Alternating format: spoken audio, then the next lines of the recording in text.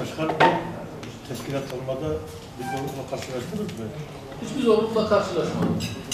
Samimiyetle söyleyebilirim. Aksine çok büyük bir teveccühün olduğunu sizinle paylaşmak isterim. Sadece il yönetimine girmek isteyen, veli tabanından başvuru yapan 1200 hemşehrimiz, vatandaşımız vardı.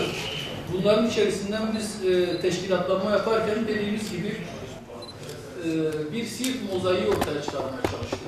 Tüm kesimlerin temsil edilebildiği ve siyasette çok yıpranmamış arkadaşlardan bir liste kurmaya çalıştık. Birazdan listeyi sizinle paylaştığımız zaman belki bu da mı var dediğiniz insanlar olacak ama siyasette hep yıpranmamış yüzlerin olduğunu şu an için kurucu heyet listemizde onu müşahede edeceksiniz. Turan abi yok mu senin bir sorun?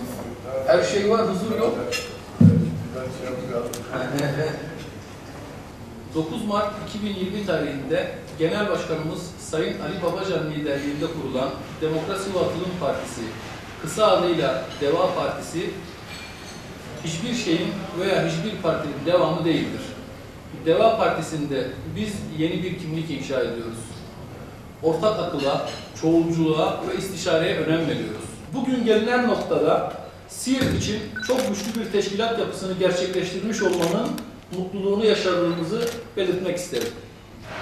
DEVA Partisi'nin şu ana kadar gerçekleştirdiği teşkilatlanma çalışmalarını büyük bir gururla siz değerli basın emekçileriyle paylaşmak isterim.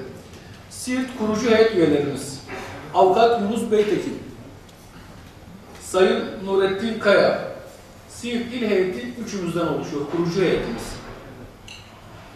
Merkez İlçe Başkanımız, kıymetli abim Sayın Kemal Varır, Erol İlçe Başkanımız Sayın Fuat Ceylan, Pervari İlçe Başkanımız Sayın İsmail Bilen, Şirvan İlçe Başkanımız Sayın Refik Öztürkhan ve Kurtalan İlçe Başkanımız Sayın Mehmet Zakir Tuna olur.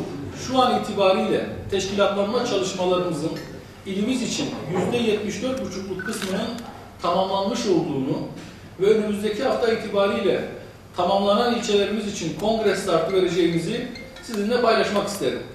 Ayrıca Baykan ve Tillo ilçelerimiz için çalışmalarımız aralıksız bir biçimde devam etmekte olup en kısa süre içerisinde bu ilçelerimiz için de atamalarımız gerçekleştirilecektir.